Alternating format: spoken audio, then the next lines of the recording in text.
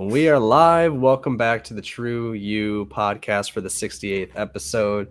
Today we have Mr. Daniel Bosch on with us, and Daniel has been married to his wonderful wife, Linda, for 27 years now and is a father of 4 amazing kids, Jubilee, Season, Trinity, and Titus. He's currently a small business owner, and he's had that for 17 years. And before that, he was in the U.S. Air Force for 8 years. And in a transitional period of his life, with his last kid moving out and exploring what it looks like to really love and follow Jesus. Mr. Daniel Bosch, welcome to the TRU-U podcast, brother.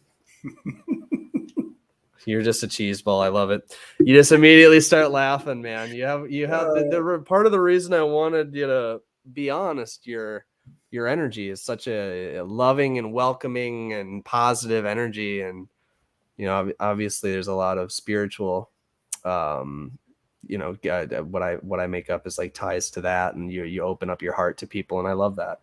I love the cheese ball smile to throw out just at the beginning of the podcast. How are you, brother? I'm really good, man. This is fun already. Yeah, it's fun to have you. It's fun to have you. I mean, out of that bio too, just for a little context, can you explain what that small business is, and that journey from Air Force into business and to where you're at now in life? Yeah, I was laughing because I told my wife I was going to be doing this podcast on Monday. She's like, "Well, what are you going to talk about?" I said, "I don't know." And he said he just asked for a bio. And she's like, "Well, let me read your bio." And she's like, "Oh my God, this is awful. Let me work on this." Well, okay. Well, yeah. Well, I mean, I thought it was fine. It was fine. No judgment. Well, let's add some flavor to the bio. Can you enlighten us on what that business I think that's was and what that story? Yeah. So I got into carpet cleaning when I got out of the military, and I at that time was living in Kentucky. We moved back to Southern California. We had at that time just had our 4th kid, so we had a 6'4", 2 a newborn. I just pretty successfully had a repo business when I got out of the military. I had a carpet cleaning business, and then I was transporting cars. So to stop doing all that and to move out to California with 4 kids to feed, it was definitely shocking. And just try to figure out what I could do to make some money. Didn't have a lot of skills, so just hard work figuring out, and came across basically an opportunity to start cleaning carpet again. And so I had a carpet cleaning business. It was my sole source of income for probably about 13, 14 years. And then through that, started finding other ways to bring in income. And from there, it kind of morphed into a house cleaning, trash hauling, just anything the military needed. And as of right now, over the last 4 or 5 years, we've basically transitioned into an all painting, just painting. So right now it's a painting company. So it's morphed over the years. Yeah, cool. So, I know we talked briefly, I think only once over breakfast in Venice about your stint in the Air Force. I'm interested in hearing a bit more about that. So I'm sure that had an impact on your life. It did. The Air Force was a great opportunity for me to get out of my small town. I think just gave me a chance to, I think this is probably the first time I've ever used this word, but reinvent myself in the military. Got into some really cool things. Did a stint with some special ops. Was able to get through that before washing out, and then I washed out into a career field, which was a forward air controller. We called airstrikes. It was called TAC-P. And that at that point was one of the lowest points of my life because I was really high up and then kind of, in a sense, felt like washing out. But it was the perfect spot for me to, looking back, I guess the perfect storm for me to just have everything a bit stripped away. And that's when I actually really started to fall in love with Jesus and start hearing him come after my broken heart. And So I think I remember that very clearly. I think around 19, 20, 21, I think 21, I think I finally decided, like, you know what, I'm going to give my life to God. And that was in Kentucky in the Air Force about 3 years in. And wasn't a very good soldier. I just did it to pay the bills. I look back a little saddened, you know. I just coming in, it was right before, most of the time was before 9/11. And so we came in, myself, you know, doing just the bare minimum to get a paycheck and go home and be with my family. So I think I have some really good memories, but also I think looking back, also pretty saddened by not being. I could have been a lot better soldier, I guess. Was there lessons in that? Was there anything that you took out of that experience, or that you really giving yourself to God to? How did that, you know, transition? Because you're a business owner, you started multiple businesses, so I make up that you weren't always in that just enough to get by mindset. Yes, I think for me, I think even just trying to explain that to my son, there's certain characteristics that start to come up that you can excel in. Like me getting a check to check, it still should have been a good spot for me to be a good soldier. There were some things that I was good at, but overall I would rate myself pretty poorly.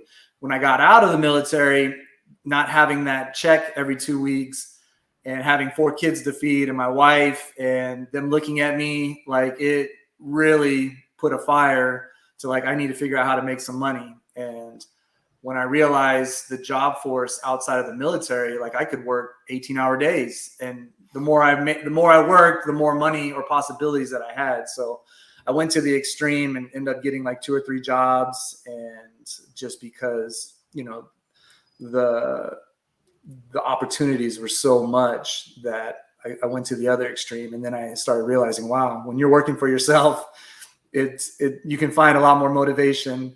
Again, it was a learning lesson. Yeah.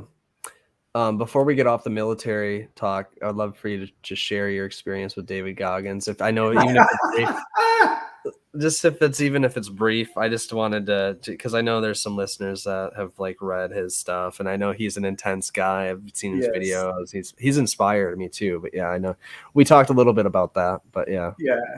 I'm laughing because I got some other buddies. Like, we were going to try and find his book tour. In my mind, I'm going to go up to him and say, "What's up, Goggins?" And he's going to go, "Who are you?" And then I'm like, "Oh, all right. Yeah." So we were friends in that season of life. I imagine he probably shares that in his book. David was in a pretty rough spot. I was getting out and going back into special ops for the Air Force. He was getting out, and then I think he went and joined the Navy SEALs. So yeah, I think in that period I was transitioning with my faith and just trying to be good friends with people that are around me. David and I think we went up to like Indiana a couple times, one with his mom, and just had a chance to try to get to know him a little bit better. I mean, obviously he wasn't famous like he was back then, but no, he was a gangster back then too. Like, intense. He intense. Lost all that weight, and in his story of Hell Week, and, you know, breaking his leg and just like running all these crazy courses. He still had that intensity back then, even before. I mean, he was just a beast. Like, anything that you could do, he could do it like 3 times stronger or better or longer. And I'm just being gentle for the people around him. Yeah. And you know, there's that impact that, you know, we spoke a little bit about, that intensity can have on others around you. And, you know, I'm wondering what he's longing for, and beneath a lot of that. I think I tried reaching out to him one time, but I think it was like on a Facebook page or something where it was like 8,000 people or something like that. But I'll be open to, like, when I do see him, just to check in, see how his heart is, and where he's at, and maybe go over some old stories. But yeah. Is there anything that stood out from you in your experience with him? Any stories? I remember they made the mistake of asking him to lead PE that morning, or we call it PT, physical training. And I remember he did like, I think, it's like 5:36 in the morning. It's freezing out in Kentucky, like towards the winter. And I just remember they made the mistake of asking him to lead PT, and they never did that again because he did like 100, like just gorgeous flutter kicks, and then went into 100 like side scissors, and then went like back to 100. And, most of these guys are doing like 20, 23, 25. And you just hear the groaning and pissed off, and like everyone hated it. And then I think, back then, I imagine, I don't know how much has changed, but I'm sure Goggins got a kick out of that in his heart, just hearing all of us complain and groan. I don't think he ever got asked to lead PT. Yeah, I bet not. Yeah, he's an intense guy. Well, cool. Well, that it's fun hearing just people's stories with like their experiences with people like that, or just experiences through military or coming up. Oftentimes, I talk to people in the military. There's this transformation that happens in that, just the discipline and the lifestyle shifts that come from it. Tell me about that trend, like, because even today you're going through a transitional period in your life a bit. Like, where are you at today? I know your experience we met in Gap Community, which we brought up before on this podcast, so that brought us together. And I'm interested in hearing just what's up in life today, and how's Gap played a role in that. Yeah, Gap was huge as far as I was in a space where I was hungering for more and couldn't quite figure out which direction to go. I think it was probably, can't remember, maybe it's been almost 7 years now. And I just remember a buddy calling me up and asking me to go to the training, and he didn't explain it very well, or, I've been at fault myself on just like, hey man, it's an amazing training, come do this. And it felt right at the time. And I asked my brother to go and went into it. And I was like, what the hell? Like, it was exciting and challenging. And I don't think I've ever had a chance to get messy. I think that's the way I best describe Gap. It allowed me to like really, I think I cared so much what people thought of me, and trying to do it always right and perfect. And I mean, I had just so many layers that I think Jean was probably like, oh my God, I'm just laughing because now she's probably like, this guy. But just to be able to get messy and to start sealing some of my hurts and feelings, and it really changed the course of like what I was longing for, of really getting deeper emotionally, connecting with people. I didn't feel like I could. I always had a longing. I just never thought I had the capability of doing it. And so it's been a rough, anybody that's done transformational work, it's not fun to start.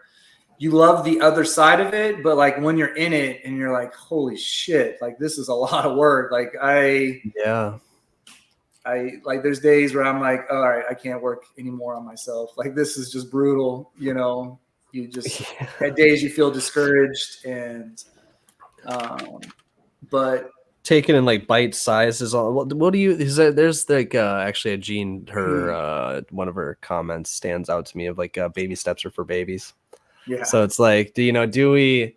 Because I think in these events there's this opportunity to put your heart on the operating table and just go through and transform, or to lead into transformation pretty heavily. And like, it's really despairing. I can relate to a lot of what you said, like the I care what everyone thinks thing you'd mentioned. And that to me, it was an ongoing thing that like of self-discovery mixed with like getting vulnerable in those spaces, and then going back to life, trying it out, seeing how I show up. And, you mentioned getting messy, and I'm curious, like, is there anything that stands out to you and how you engaged with these events, or that like what impacted you to be able to shift that, what people think of me and that need? And is there anything that stands out? I think I got sidetracked. Okay, so the messiness. So I can slow that question down a little bit for you. So like just and if there's nothing coming up for you, that's fine. We can shift. But the need for like what I care about what people think of me, and I make up a lot of the world cares about what people think of them. They actually, I think, adopt a lot of other people's visions and live life based on other people's expectations of them rather than their own. And I think that can be dangerous. I think it's good to care about adding value and connecting to people and listening and to gathering like insight from others, but to, that survival need of looking good or wanting to show up and appear a certain way and get approval from others is different. And I just heard you mention earlier, I care what everyone thinks, and that gap, I think, served that a bit. And I'm curious what stood out to you in that.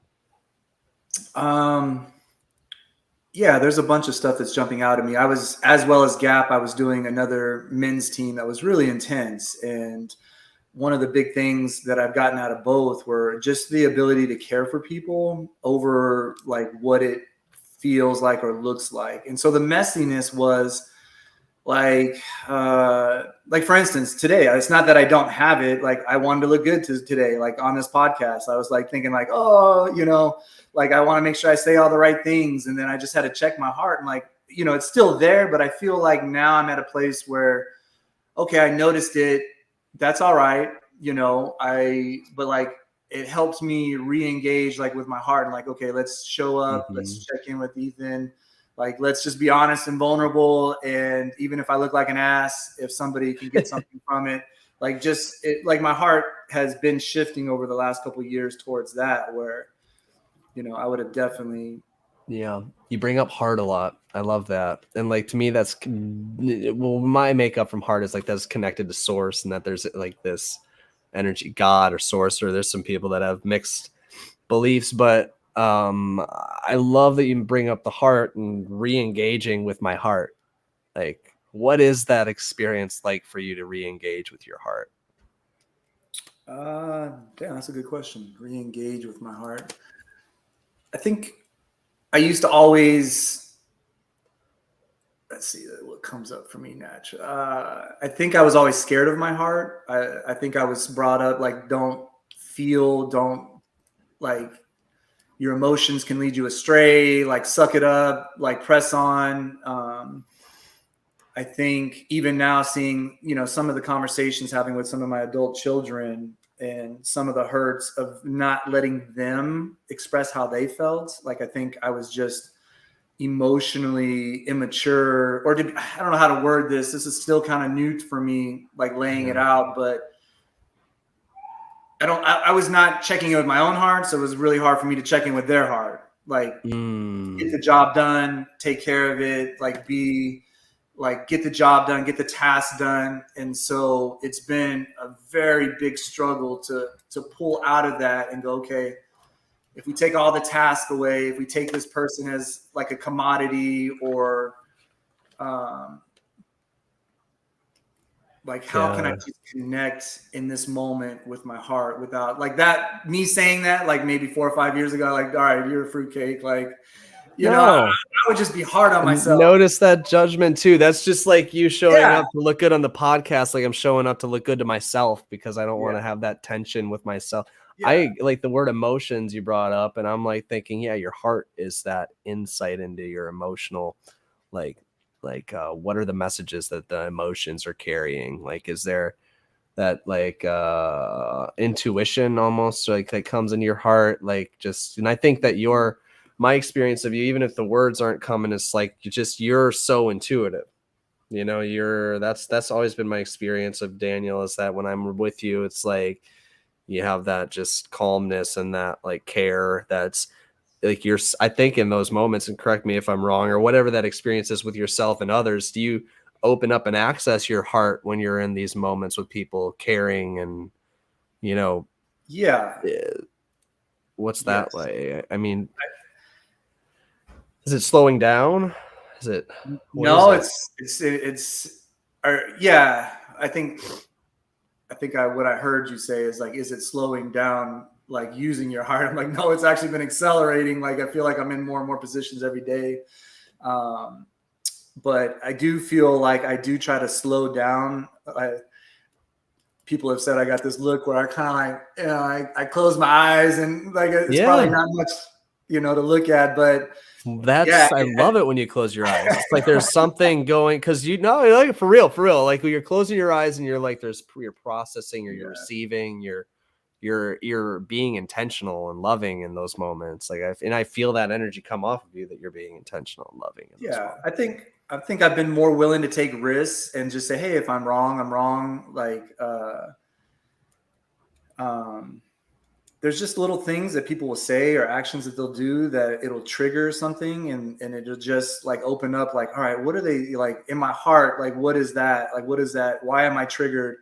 The intuition. Like, it's funny. I have this high school tattoo note on my, what? Yeah, I have this little, and I was like, okay. I have this guy that I saw like busting his balls on a Zoom call, and I saw this high school tattoo that he was explaining. Oh, me? Like, okay. You're talking about me. Yeah, I do. Yeah, the audience. And you guys won't see him either, but yeah. It was I love how you want to just your brain, like you're very loving, but you also are like trying to get down to the dirty and details of life, and like I just like how that's that curiosity. That was funny. You bring joy into those moments. Yeah. I get those moments all the time where it's like, okay, like it just felt like you had a bit of shame, a little bit attached. Like everybody has shame. This is where I'm learning. But there was a story there that I felt like you almost pushed away from. And I was like, oh, that was exciting. Like my heart was to kind of go in there with you. And well, in the coaching space too, which that was in, we were experimenting with just holding a space for each other. I knew there wasn't value tied to that for that experience. Yeah, I think there is some carryover from it. I've released from it, decisions that you make when you're younger or whatever, like life. I've chosen to like learn from it a lot, like, and I've applied a lot of that, but yeah, there's still that lingering, if you sit in those experiences that weren't as enjoyable, or I feel like that were a little bit more not well thought out or whatever. If you sit in those experiences and replay it in your mind, I kind of revisit those moments of shame. So, I've let go of it, but yeah, that's a whole nother story. And I don't really want to have it on this podcast, but yeah, it's like what's serving to the moment. And that's what I love about coaching too, is like, there is maybe that opportunity to dive into something, but it's like, is that what they need? And that to me was like, that's not what I need to talk about that. Yeah, that's where I felt like I'm not necessarily a great coach. Like I've been having this in my heart for the last, for not this conversation. I just wanted to, I think you were sharing about the intuition, or like, just like the more I try to tap into that with people where they're at in their heart, and it feels like dialogue or conversations open up, that it's amazing where we go, which I've been like the two conversations that I had this morning with two gentlemen. It was awesome to see kind of like, where we ended up landing and the excitement at the end. And, but it can take you down interesting paths when you're in a vulnerable, like, even if it's, whether it's like a design coaching space, or if it's just as a friend and you just slow down and process life together and ask questions, then it can take you down interesting spaces. Oftentimes it's pretty unpredictable. I mean, I think our subconscious, or like, what's above us knows what's going to happen, but if there's a longing, if we're doing, if we're serving each other well in the space, that longing may come up, there might be a little awareness, or little, awarenesses, or what's another word for it, like experiences in our life that get brought up, that can lead us to discovering that longing and breaking it down a bit in that space. But yeah, that's why I think you're slowing down if you're slowing down or if you're speeding up, I don't know, but when you process and you slow down or you have your eyes closed or whatever, when you're thinking it through, I'm like, man, I'm wondering, like, in that moment, I'm like, man, what's Daniel receiving? His intuition, his heart. And that's what I like talking to you about too, is I feel like your heart energy is really, it's amazing. I think you're tapped into that. Thank you. It's definitely been a process of Yeah, I think the biggest was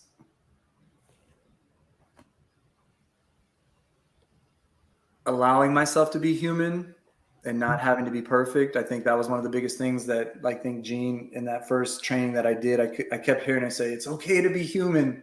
And God, that would get under my skin. And, but just knowing that it just like I was always trying to do everything right or the right way or look good or, so I was never really present with who was in front of me because I was so worried about doing it right or looking good or, so it's been, even before that, I think there was longings. I had seen what it looked like to be present with people and see how their whole countenance would light up and like get excited about something in life. And I think I was just too insecure at that moment. Like there's still a lot of insecurities that come up. Like, oh, if these guys are awesome, that means I might not be awesome. And being able to get into a space where, wow, I can really like help encourage and empower everybody around me, and we can all be awesome in our own ways. And I think that shifting when I start to get competitive, like, oh, I got to be better than everybody else. Like, okay, be aware of it, and then not beat the shit out of myself, but just kind of step back. Okay, we're aware that we're very competitive right now. Like, what can I do? Like, who can I see outside of the competition? Who can I empower? So Yeah. there's a Yeah, lot. that's I like the like regrounding that you're doing there.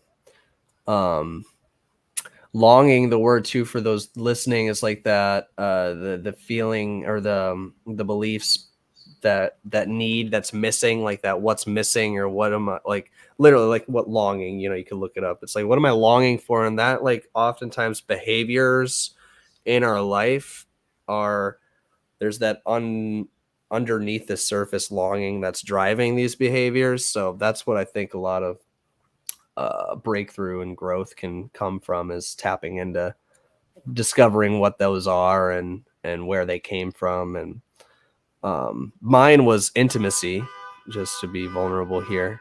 Daniel is well aware of that.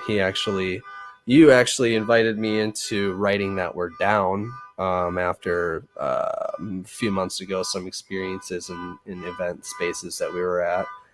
And yeah, it's pretty incredible just when you uncover that stuff. And that can feel despairing. It can feel um, ugly or messy, so to say, when you're putting all that on the table and looking at like those driven moments or experiences in your life that caused you to have that longing. And but when you come in Well, and you can I ask you a question on that address it. longing? So were you longing and then you kind of replace that with intimacy, or the intimacy, like why did intimacy stand out so much for you?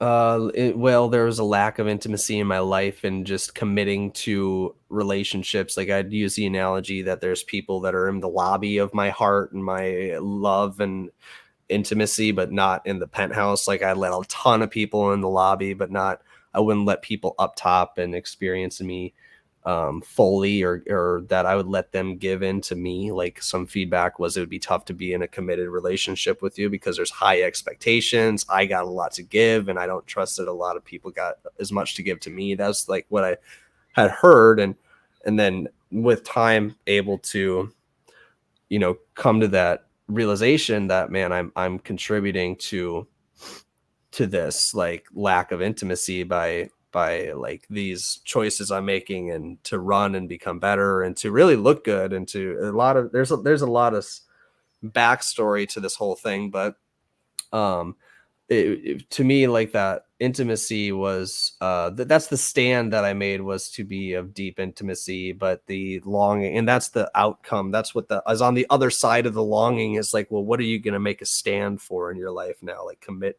to, and how does that look? But the part that was missing for me was that deep connection and love with, whether it was my parents or girlfriend or even just deep relationships with friends. Like there was a very surface level that I would let into my life. I would be, but I would always, and that's where I also had so many relationships. I would go and I would give, and that was draining too, because I felt like, no, I don't want to let them in. There was that fear of like, like I think exposure or fragility. Like if I'm exposed, or if I let others in now, like that in control need gets shattered. Yeah. So there was a lot of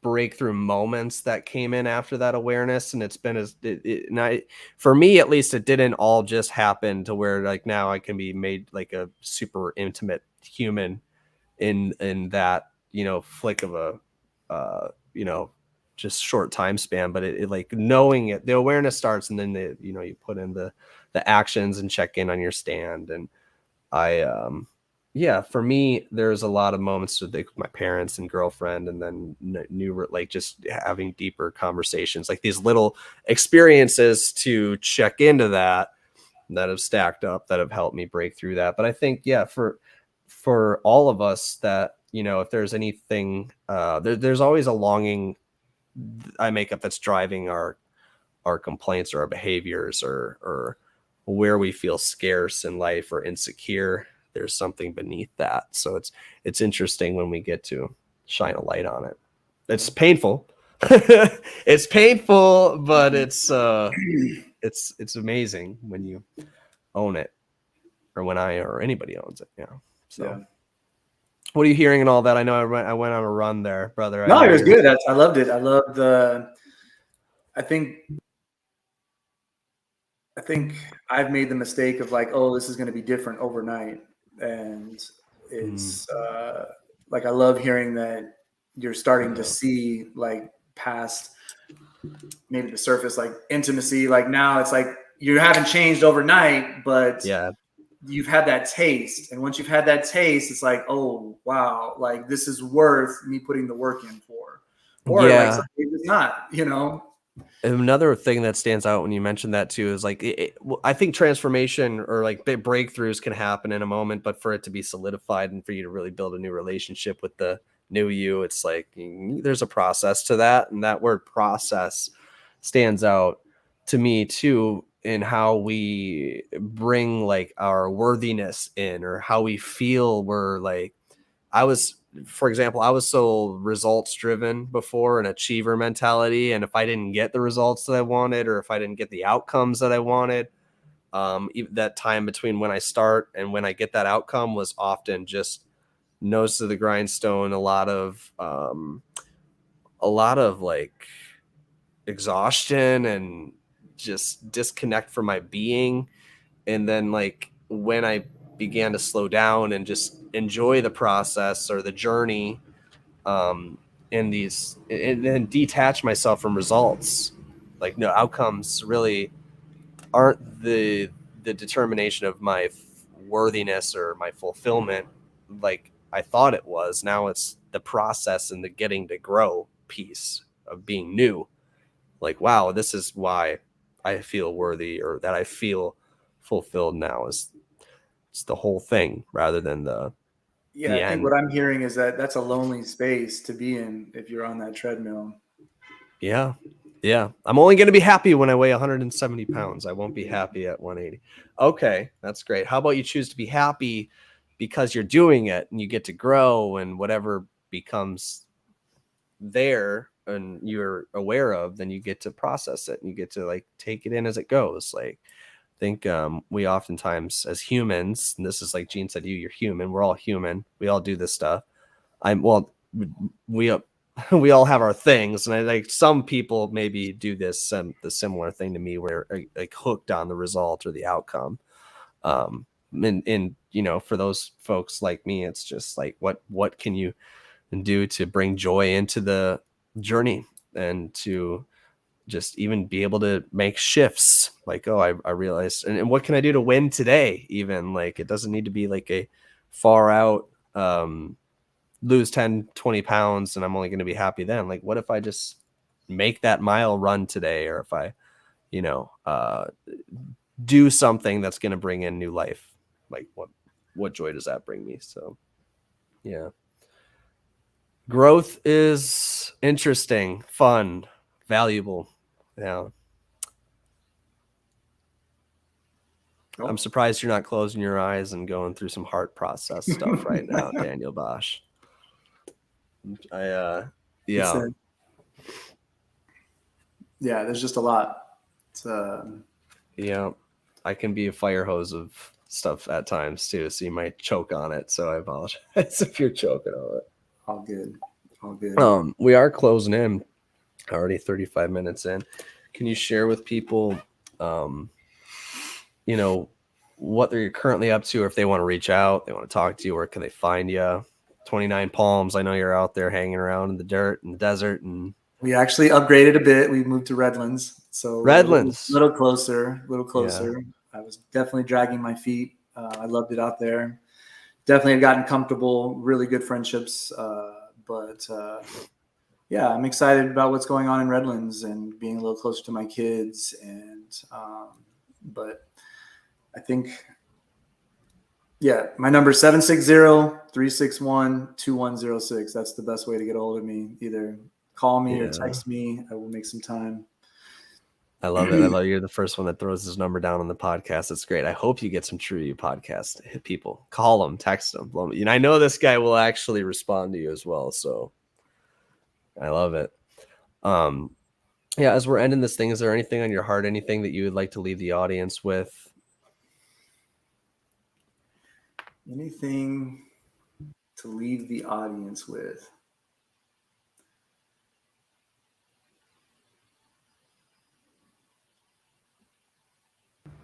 I think something that I've been wrestling with, that with all the uncertainties in life, the frustrations, the poor examples of, people are human and they're walking with God, and we see that really poorly done all around us. I've done it very poorly. The wars, the pandemics. I just find that as I set some time aside to quiet myself and challenging others to do that, just like, all right, Lord, where are you at in all this, and where are we at? However they see God or Jesus or the Holy Spirit, or maybe outside the faith of my faith, or I'm learning how to share with people that maybe don't think or feel the same way I do, which is really exciting for me in these seasons. But yeah, on my heart, I've been just challenging, like, where are we at? Like, whoever you're talking to, like, where are we at in this? Where's my heart? Where is, the pain? Where's the hurt that I'm hiding from sharing with you? Where's the joys and excitements that I maybe am overlooking, that I see all around me? So yeah, I think I just was chewing on that this morning in my own life. And so I think that's the most present. Just knowing that, like, my life at times has been a roller coaster of, like, woo, and then it's like down, woo, then down, but just trying to see the growth in all the ups and downs, and, like, more the steady even. So yeah, where are we at? I love that. I don't know if you can decipher any of that, but yeah, I think that's, like, I'm hearing that, like, where am I at? What, like, and really taking a look at intrinsically, like, where am I at in my life? Like, what in these areas, like, how am I showing up? What's impacting me? That's what I'm hearing, at least in that. Or how am I contributing to the experiences that I'm creating or that I'm having? Like, what's there? We're all human, man. I love that got brought up a little bit here. And that actually even just brings me peace when I hear that we are all human. We go through these ups and downs, these woo roller coasters, and we get to grow through all of it. And it's the journey that we get to be in. And that's life. It's enjoyable. And if we have it from that lens of growth, of peace. Yeah. And I'm always excited to see how God is reaching out to people individually, uniquely, whatever that looks like to them. I think I'm starting to see more and more how intimate he's actually jonesing for each of his kids. Like he is finding ways to get your attention, and I'm always very fascinated by that lately. Yeah, he's he's a magic worker. He works very mysteriously too. We never really know what he's gonna do, but I love it, man. Thank you so much. 40 minutes went pretty quick, brother. It's always an enjoyable experience talking to you. Next time, maybe take your shirt off like you said you would. I I know. don't know Usually what the happened guys, there. Yeah, all the TRU-U audience would be tuning in if they could see that. But next time, we'll get them. It's pretty scary. Yeah. No, it's been great talking to you, man. I appreciate you. I love you. Thanks. Thank you. And yeah, thank you all for joining in and checking out another episode of the TRU-U podcast. Later, brother.